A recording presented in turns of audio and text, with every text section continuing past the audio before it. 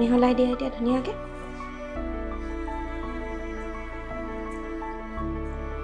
এয়া দেখিছে মোৰ ছোৱালীয়ে ধুনীয়াকৈ মিহলাই দিছে।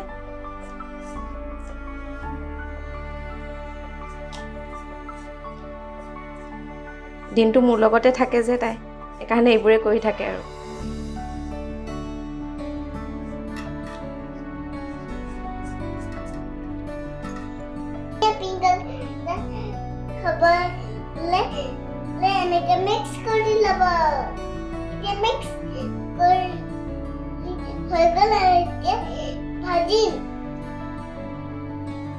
এইখিনি ধুনীয়া এতিয়া পিংক কালাৰ হৈ গৈছে।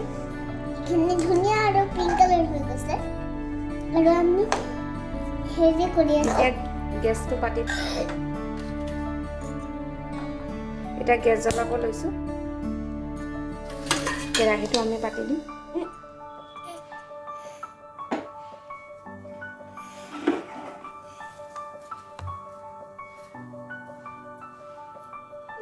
মিডিয়াম ফ্লেমত 5-6 মিনিটমান ভাজিব লাগিব, লৰাব লাগিব ভালদৰে পানী শুকাই যোৱালৈকে। পানী শুকাই গ'লে আপোনাৰ জুইটো একেবাৰে কম জুইত কমাই দিব লাগিব।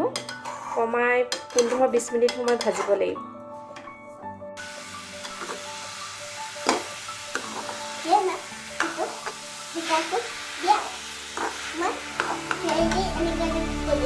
কৰি দিম।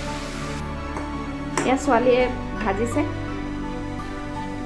নাৰিকলখিনি।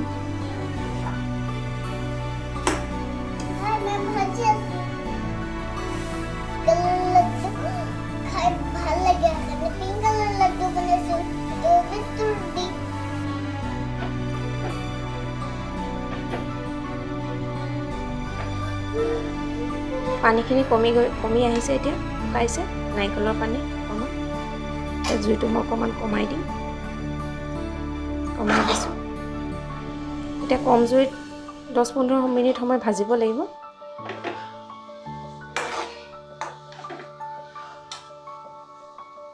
নাৰিকলখিনি একেবাৰে গোটা হৈ যেতিয়া আহিব, হাতত লাগি ধৰিব, হেতাখনত লাগি ধৰিব, তেতিয়ালৈকে ভাজিব লাগিব। লাহে লাহে গোটা হৈ আহিছে। আৰু 1 মিনিটমান সময় ভাজিলে হৈ যাব। এয়া চাওক, আমাৰ নাৰিকলখিনি ধুনীয়াকৈ ভাজি হৈ গৈছে। এতিয়া জোখৰ হৈছে লাৰু বান্ধিবলৈ। মই গেছটো বন্ধ কৰি দিম এতিয়া। ইয়াতকৈ বেছি ভাজিলে আমাৰ নাৰিকলৰ লাৰু নহ'ব, ভাঙি থাকিব। গৰমে গৰমে লাৰুকেইটা বান্ধিব লাগিব, নহ'লে নহ'ব আমাৰ লাৰু।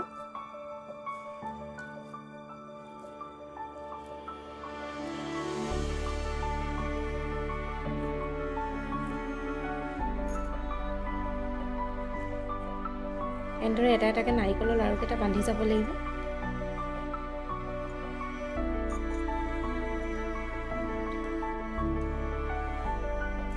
আমাৰ লাৰু বান্ধি হৈ গ'ল।